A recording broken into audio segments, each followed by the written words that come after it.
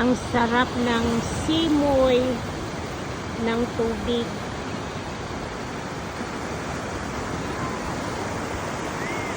Ang sarap pakinggan ng ingay ng tubig.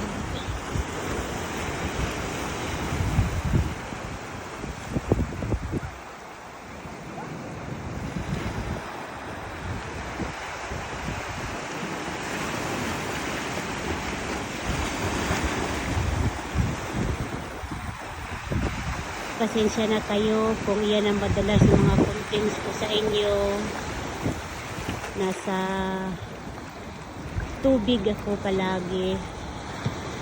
Siguro ito ang destiny ko na talagang ito ang gusto kong puntahan.